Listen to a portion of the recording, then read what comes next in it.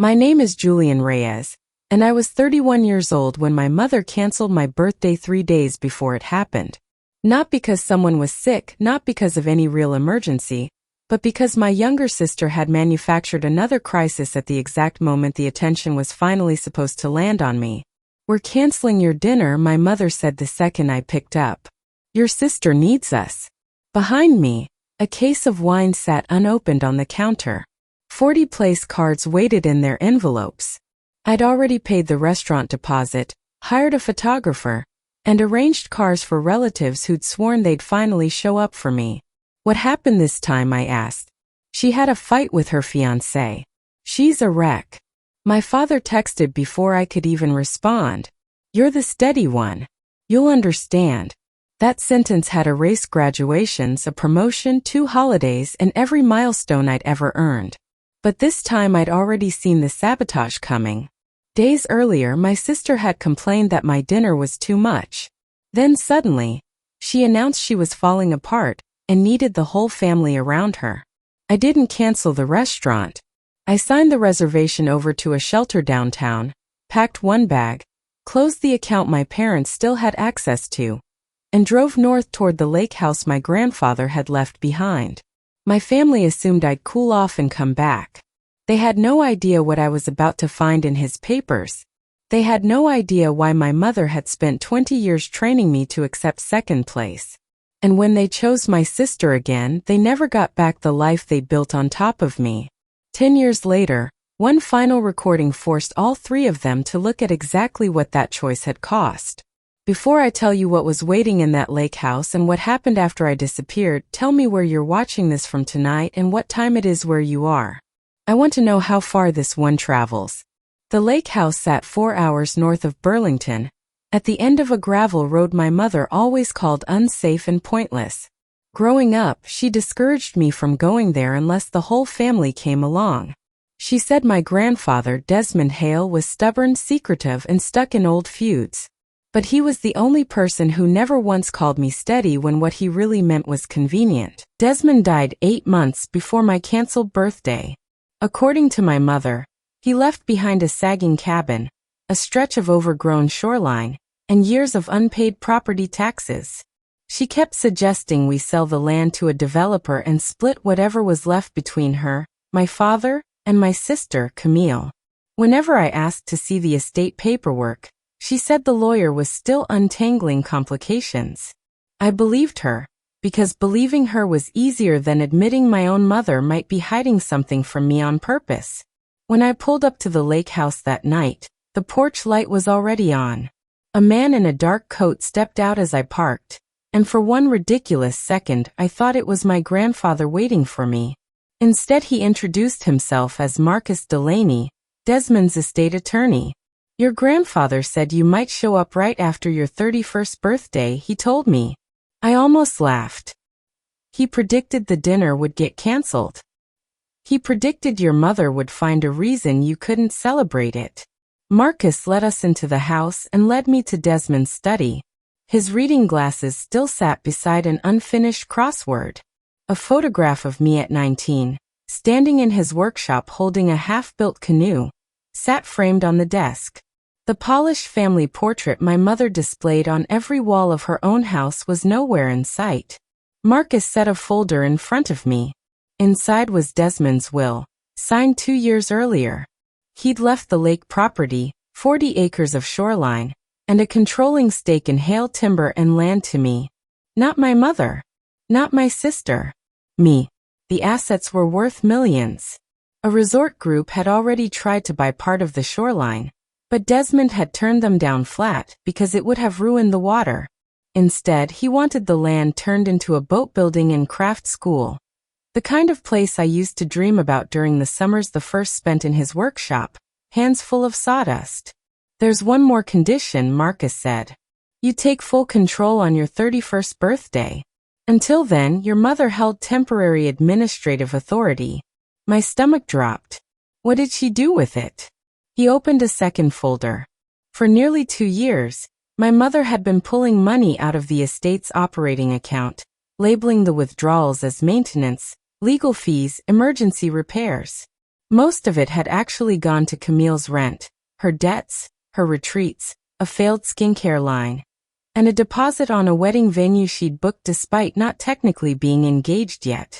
More than $380,000 gone. Marcus had found the pattern months earlier and warned Desmond. Before he died, Desmond amended the trust so control would pass straight to me at 31, because he suspected that if my mother knew what I actually owned, she'd find a way to talk me out of it. Underneath the ledgers was a handwritten note in his blocky print. Julian, they taught you that being steady means giving up what's yours. Doesn't. Steady means protecting what matters, even from people who share your blood. Suddenly the canceled dinner wasn't just one more cruelty. My mother had needed me distracted that exact week, because she knew the trust was transferring. Camille's meltdown gave the family a reason to keep me away from the lake, while my mother finished paperwork reclassifying the withdrawals as authorized family distributions. Was Camille in on it? I asked. Marcus hesitated. She took the money. Whether she understood where it came from is something we still need to establish. My phone buzzed on the desk. My mother twice. My father once. Camille sent 6 texts, starting with "I'm sorry you're upset," and ending with "don't punish everyone because you're jealous." I turned the phone face down. What happens now? I asked. Marcus looked toward the dark window. You decide whether this stays a family argument or becomes a fraud case. All my life, my mother had solved Camille's disasters by handing me the bill. She'd used my college fund to quietly settle something Camille did in high school. She'd pressured me to co-sign a lease Camille later walked away from. She'd used my own professional contacts to smooth over a mess Camille made at a job. Every time I pushed back, my mother asked why I wanted my sister to suffer.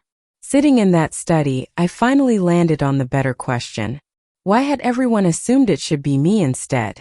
I told Marcus to freeze every trust account, notify the bank that my mother's authority had ended, and save every message coming in from my family. I wasn't ready to call the police, but I was done protecting people who'd never once protected me. The next morning I walked through the house with a notebook instead of nostalgia. I logged broken windows, unpaid invoices, furniture my mother had claimed was sold, and boxes my grandfather had organized by year. This wasn't a peaceful retreat anymore. It was a crime scene wearing an inheritance as a disguise. One box held my old sketchbooks and half-built model boats. Desmond had kept every single one. Underneath them was an envelope marked for Julian. Once he knows everything. Inside, he described something I barely remembered. When I was 13, he'd set up education accounts for Camille and me. Mine was larger, because I'd qualified for an advanced boat-building apprenticeship 2 states away. 2 years later, Camille got caught cheating on an exam at her private school, and threatened to withdraw entirely if it wasn't handled quietly. My mother paid the school off using money pulled from my account. I'd been told the apprenticeship program lost my paperwork. At 17, Desmond had helped me set up a small workshop selling custom furniture online. My mother shut it down after Camille said watching my success made her feel like a failure. I was told it violated some zoning rule. At 23, a regional design fair invited me to show a set of restored canoes. Camille had just ended an engagement and threatened to hurt herself if the family came to my exhibit instead of staying home with her. My mother pressured me into pulling out, promising another chance would come. It never did. Desmond's letter had dates, bank records, messages he'd saved from my mother. In one she'd written, "Julian can bounce back from disappointment. Camille can't. We have to put our resources where they're actually needed." Resources. Not love. Not time. Resources. My mother had turned favoritism into a spreadsheet. Because I didn't fall apart, she read my stability as permission to keep taking. Camille learned the opposite lesson. Every breakdown bought attention, money, protection. Marcus brought in Renee Okafor, an accountant who'd worked with Desmond's company for years. Together we traced every withdrawal. Camille's emergencies followed one pattern without fail. Whenever a document needed my signature or an investment matured, or Desmond had scheduled an estate meeting, Camille suddenly had a crisis.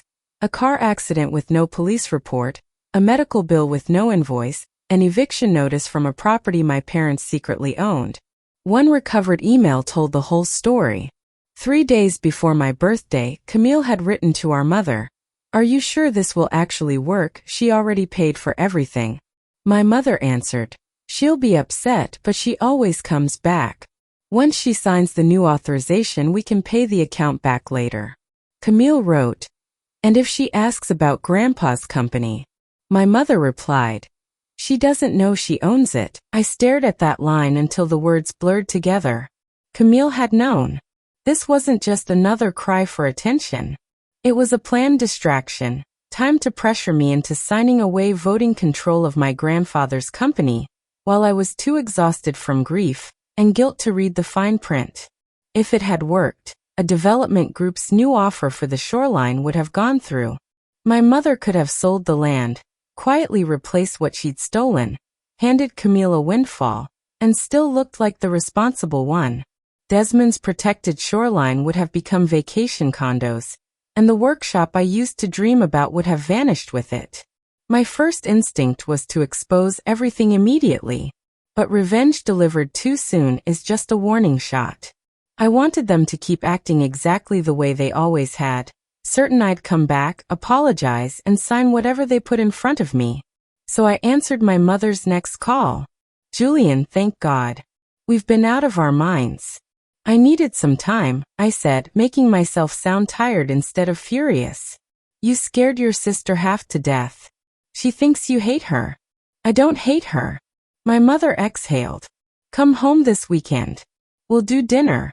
Your father wants to talk through some paperwork on Grandpa's property, but it's nothing complicated." There it was.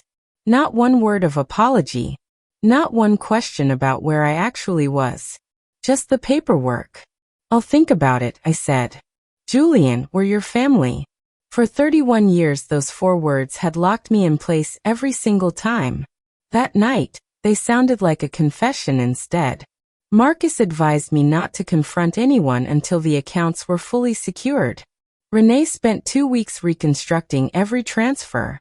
I stayed at the lake, but I didn't spend my days watching sunsets. I met with contractors, reviewed the company's books, called Desmond's old business partners, and learned exactly how to use the authority my family had tried to quietly steal. Within 2 weeks I'd replaced the compromised financial manager. Within 3, I'd killed the condo proposal and opened talks with a regional land trust instead. I also reached out to a craft school director who'd known my grandfather for years, and together we sketched out seasonal apprenticeships, paid residencies, and a public gallery for the finished work. For the first time, building things with my hands wasn't a hobby I had to defend to anyone. Camille called constantly, apologetic at first, then impatient, then furious. "You're punishing Mom over a dinner party." "This was never about the dinner," I said.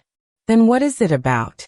She was fishing, trying to find out how much I actually knew. "You tell me," I said. The silence ran 4 seconds too long before she started crying.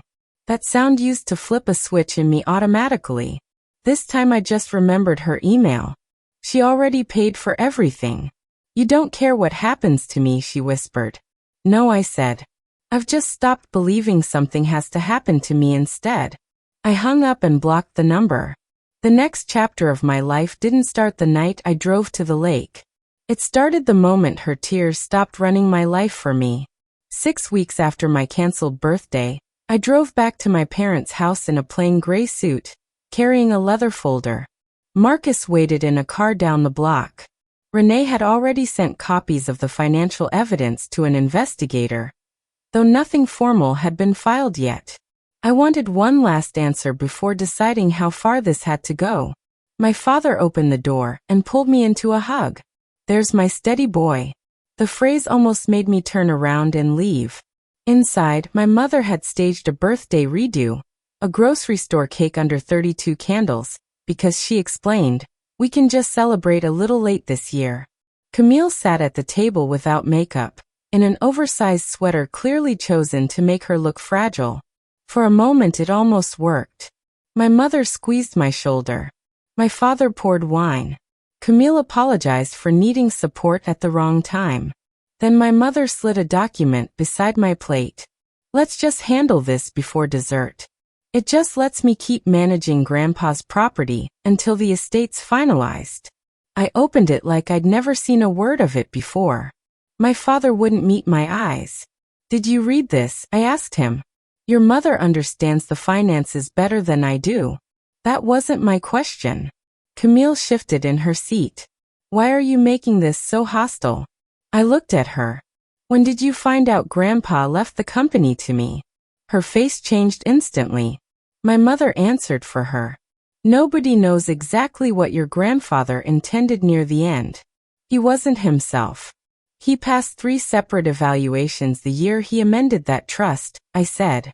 The room went quiet. I laid the will, the trust amendment, and the withdrawal records out across the table, 1 page at a time. My mother's face went white. By the 3rd page, my father's hands were shaking. $381,000, I said. That's what moved from the estate into accounts tied to Camille. Some of it passed through your joint account, Dad. He looked at my mother. Renata. Her shock curdled into anger fast. That money belongs to this family. Your grandfather built unnecessary walls between us. I was protecting everyone. You were setting up to sell protected land to fund our future. Whose future? Camille slammed her palm on the table. Stop acting like you earned any of this. Grandpa gave you everything because you played the good grandson, visiting him, making him feel guilty about me. I was the only one who called when he got sick, because you always needed to look perfect.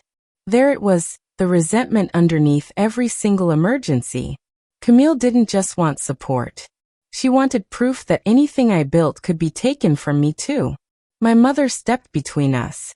Julian, your sister has struggled in ways you can't understand. I understand more than you think, I said, and set copies of the emails on the table. Camille read the first line and went silent. My father read our mother's reply out loud. She doesn't know she owns it. He set the page down. You planned the phone call. My mother stared at him like the question itself was the betrayal. I was stopping Julian from making an impulsive decision. You canceled his birthday to get his signature. He would have signed eventually. My father turned to look at me, maybe for the first time in years. I didn't know about the trust. But you knew she used my college money. You knew she pressured me into that lease. You knew every milestone of mine disappeared the second Camille objected to it. I thought your mother would pay it back eventually. Did you ever check? He had no answer.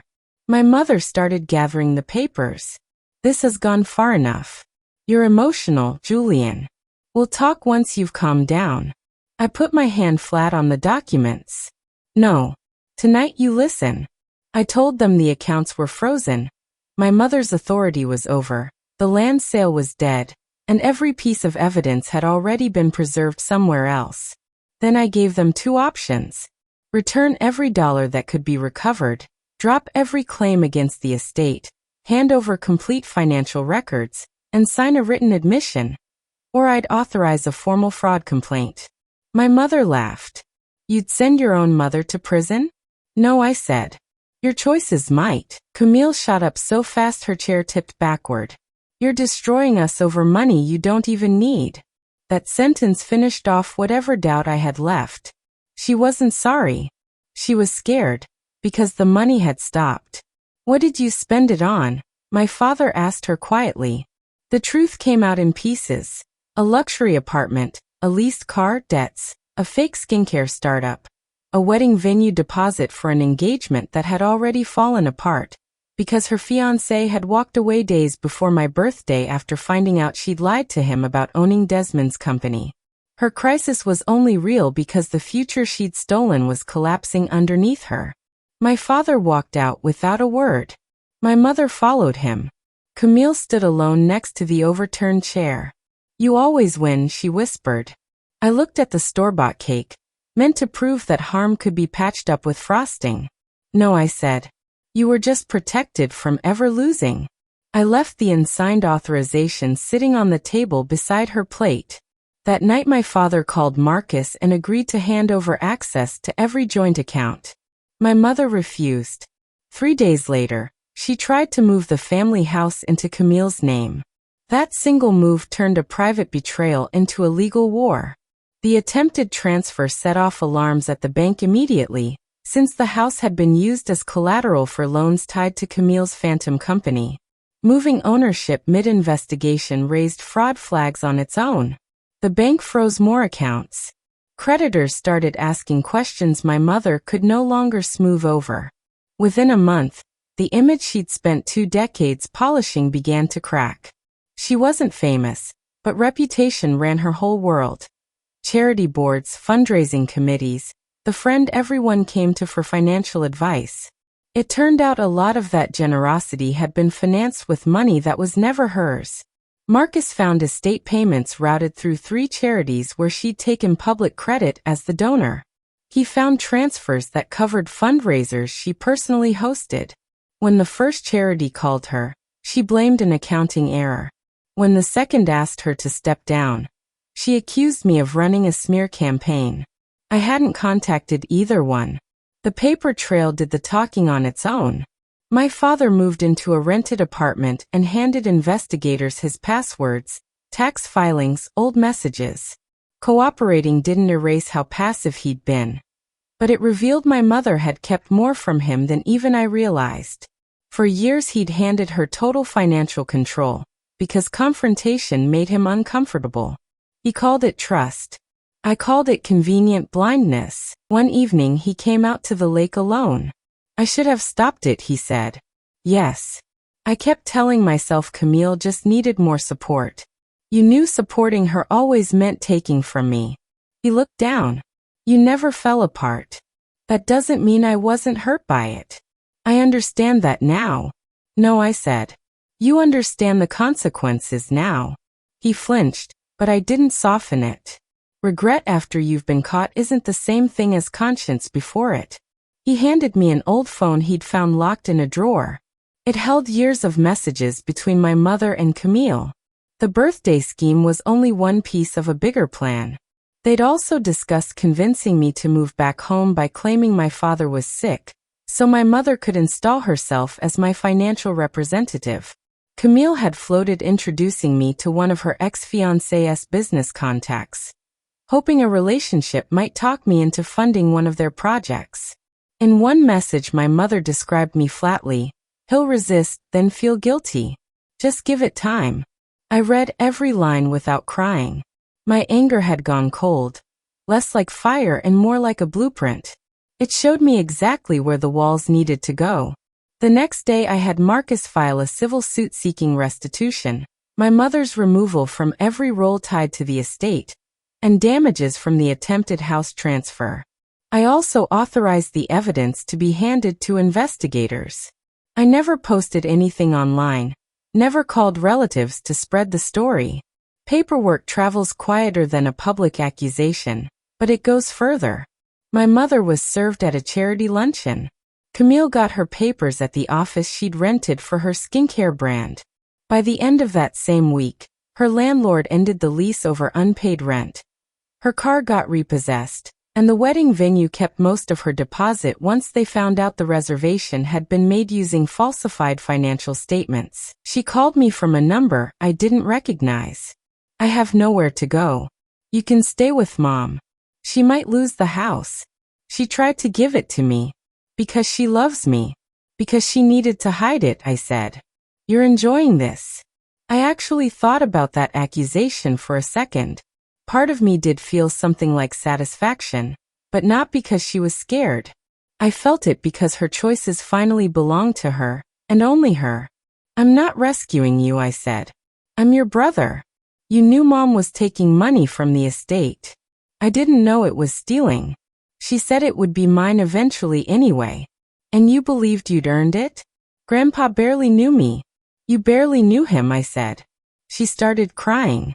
What am I supposed to do now? It was the one question she'd spent her whole life dodging. Get a job. Sell what you don't need. Talk to the investigators honestly. Stop turning every consequence into somebody else's emergency. "You sound heartless," she said. "No," I said. "I sound unavailable." I blocked the number. Months went by. The civil case uncovered unauthorized loans and falsified expense reports. My mother eventually agreed to give up the house, liquidate what investments she had left, and return whatever had been bought with estate money. It didn't cover everything, but it kept the lake safe from creditors. The criminal inquiry moved forward on its own separate track. My father filed for divorce. Camille rented a room and took an administrative job. She told relatives I'd torn the family apart because Grandpa loved me more. Some of them believed her. Others quietly apologized for looking away from the favoritism they'd watched happen for years. I stopped campaigning for anyone's approval. What mattered was that the pattern had finally stopped. At the lake, construction started on the workshop Desmond had wanted. We restored the main house, turned the old boat shed into shared studios, and set up a scholarship for adults who'd walked away from building things with their hands because their families called it impractical. I named the first residency program the Steady One, not because being steady means endless sacrifice, but because real steadiness sometimes starts with refusing the role everyone else assigned you. 10 years after my canceled birthday, that lake property didn't look anything like the neglected land my mother had wanted to sell off. The original house still stood at the center, surrounded now by 6 cabins, 2 open studios, a shared kitchen, and a small gallery looking out over the protected shoreline. Craftspeople came from all over. Local students took free workshops. A land trust used part of the acreage for water research. Desmond's company turned a profit without ever touching the lake. I ran the place, but I also went back to building, restoring old canoes, mostly the same thing I'd been doing at 19 in that photo on his desk. My first real show was called The Steady One Was Never Invisible. On opening night, the gallery filled with people. My family had once emptied a room of 40 guests because Camille's fiancé walked out on her. 10 years later, strangers drove across 3 states to see work I'd nearly given up on entirely, because my own family had spent a lifetime teaching me that her pain outweighed my purpose. My mother didn't come. After the legal proceedings, she avoided prison through a plea deal, restitution, probation, financial monitoring, community service. She lost the house, her charity seats, most of her social circle, and moved into a small apartment, working part-time at an insurance office. For years she wrote letters blaming Desmond, my father, and me, insisting I'd blown up ordinary family sacrifices into legal charges, that a good son would have handled it all quietly. I never answered any of them. My father came out to the lake twice a year. Polite, distant, limited. He apologized, went to counseling, accepted that forgiveness didn't automatically restore access. I stopped hating him, but I stopped trusting an apology to rewrite what had already happened. Camille changed more slowly. Once my mother's support dried up, she drifted through jobs and relationships for a while. For a long time she kept insisting I'd stolen her inheritance, until an investigator finally showed her Desmond's original records, including the education account my mother had quietly drained. She learned she hadn't lost an inheritance. She'd spent mine. That knowledge didn't fix her overnight. She started therapy, left social media behind, paid back a small piece of what she owed, and stopped reaching out from new numbers. 5 years passed before a letter came with no accusations in it at all. I knew what Mom was doing, she wrote. Maybe I didn't understand every legal detail, but I knew she was taking something that belonged to you. I let myself believe you'd be fine without it because that made it easier to keep what I got. I was jealous and I used being fragile like a weapon. I'm sorry. I kept the letter. I never wrote back. An apology can be honest without owing anyone a reunion. On the 10th anniversary of that canceled birthday, Marcus called. He'd retired, but he was still holding one last sealed instruction from Desmond. The release date is today, he said. There's a letter addressed to all 4 of you. He left a video too. He wants everyone at the lake to hear it, though nobody has to come. I almost said no until Marcus mentioned the video. My father showed up first, looking older and smaller than the man who once texted me that I was steady enough to lose another birthday without it mattering. Camille arrived alone, dressed plainly, guarded. My mother came last, her hair gone silver. Nobody hugged anyone. Marcus set a laptop on Desmond's old desk and pressed play. My grandfather appeared on screen in the same faded flannel shirt he wore every summer at the lake. If you're watching this, he began. Julian's turned 41, and enough time has passed for the truth to actually mean something. He laid it all out. How my mother had funneled resources toward Camille for years. How my father had handed off responsibility just to keep the peace. How Camille had learned to use instability as leverage. And how I'd been rewarded for competence with nothing but distance. Then he got to the part none of us knew was coming. The trust had originally held a second fund, close to $1 million, meant to be split between Camille and my parents, but only if they respected the transfer of the property and let me run the company without interference. If anyone hid the inheritance from me, misused estate money, or pressured me into giving up control, that fund would be pulled entirely and donated straight to the craft school. My mother stared at the screen. She hadn't stolen $400,000 to secure Camille's future. Her choices had cost all three of them nearly $1 million more on top of it. Renata, my grandfather went on, you probably believe you were protecting your younger daughter. You weren't. You taught her that love erases consequences, and then you called Julian cruel for finally refusing to keep paying them. My mother's mouth opened, but nothing came out. To my son-in-law, silence is still a decision. You don't get to hand someone else the authority, and then claim innocence when it's misused. To Camille, pain deserves compassion. Pain isn't ownership. Your brother's success was never proof that you were being neglected. And to Julian, their regret doesn't buy back your time. You owe them honesty, not access. Build what we talked about, and celebrate every birthday they taught you to give up. The screen went dark. My mother finally spoke. He set me up. Camille answered before I could. No. He gave us a choice. My mother turned on her. Everything I did was for you. You did it because you needed me depending on you, Camille said. Coming from her, it landed harder than anything I could have said. After everything I sacrificed, my mother started. You sacrificed Julian, Camille said. That was always the problem. My father walked out without another word. My mother looked at me, waiting for either judgment or comfort. I lost everything, she said. I thought about every opportunity she'd erased, every dollar she'd taken, the birthday she'd wiped off the calendar because she genuinely believed my disappointment cost nothing. No, I said. You lost what you assumed you could take without ever paying for it. She asked whether I'd ever forgive her. I stopped organizing my life around that question a long time ago. I told her, and walked out toward the gallery, where the staff was already setting up for my 41st birthday. Nobody was canceling this one.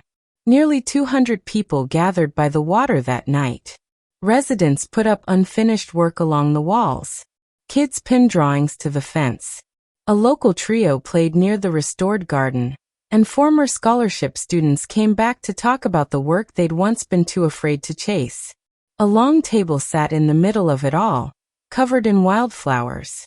For most of my life, birthdays had felt like negotiations. Don't ask for too much, don't invite too many people, don't look too happy, because happiness made Camille feel left out, and her discomfort always somehow became my job to manage. At 41, I finally understood that joy doesn't need sign-off from the people who benefit most from your disappointment. My father stayed for the party but kept his distance. Before he left, he handed me a small box holding the actual place card from my canceled 31st birthday. He'd taken it from the restaurant after finding out I'd donated the whole reservation. I kept thinking there'd be some way to fix that night, he said. There wasn't, I told him. He nodded. I know. For once, he didn't ask me to make him feel better about it. Camille stayed near the back until the crowd thinned, then walked over and handed me an envelope with a check inside. Another piece of what she still owed. It isn't much, she said. It's more than last year, I said. I got a promotion. Congratulations, I told her. And the word actually surprised both of us. She looked out at the water. I used to think you had everything because you didn't need anyone. I needed people. I found out they wouldn't show up, I said. I know. We stood there a while in silence. Do you think we'll ever be brother and sister again, she asked. We already are, I said. That doesn't automatically mean we're close. She took the answer without crying, without arguing, without twisting it into proof that I was the cruel one. That was the first real sign she might actually be changing. I never invited her back into my life fully. Reconciliation isn't a prize people collect for finally noticing the damage they caused. Trust comes back slowly through years of consistent choices if it comes back at all. But I stopped hating her. Hating her would have meant she was still the center of my life, and she wasn't anymore. My mother left before the party even started. She sent one last message through Marcus, claiming Desmond had turned the whole family against her. I deleted it without responding. Some people mistake a boundary for punishment because they got comfortable when you didn't have any. Others will tell you exposing betrayal does more damage than the betrayal itself. But silence never protected my mother. It just protected the arrangement. Sacrifice never healed Camille. It just enabled her. My father's passivity bought temporary peace at the cost of permanent harm. The truth only ever destroyed the version of our family that depended on everyone agreeing not to see it. When it was time for the cake, the whole crowd started singing. I looked around at the craftspeople, the students, the neighbors, the friends who'd helped build this place with me. Nobody was waiting for an emergency to interrupt the song. Nobody was watching the door for a sister about to walk in and take the room. Nobody expected me to hand over my own moment just to prove how steady I could be. I closed my eyes and made a wish. Not for revenge, because revenge had already arrived on its own, through consequences nobody had to manufacture. My mother lost the reputation she'd always valued over honesty. Camille lost the safety net that kept her from ever having to grow up. My father lost the fragile peace he'd spent years buying with silence. All three of them lost the future my grandfather had set aside for them, the moment they tried to take mine instead. My wish was simple, that everyone who ever got labeled the steady one in their family would eventually learn what my grandfather taught me. Steadiness was never permission for the people who love you to neglect you. Love was never supposed to mean financing somebody else's irresponsibility, covering up their betrayal, or accepting an empty chair at your own table. Sometimes walking away isn't abandonment. Sometimes it's the first honest answer you've ever given. After everyone left, I walked down to the edge of the water alone. Lights from the retreat stretched out across the lake, all the way to the shoreline my mother had once tried to sell out from under me. 10 years earlier, I'd shown up here with one suitcase, convinced I'd lost my family over a canceled dinner. In reality, that canceled dinner had just exposed a family structure that only worked as long as I stayed obedient. I hadn't lost them that night. I'd finally stopped losing myself. The next morning, I framed my grandfather's last note and hung it in the entrance hall, where every new resident would see it first. Steadiness was never permission to take what's yours. Underneath it, I added one line of my own. And being family never exempts anyone from what happens when they try anyway.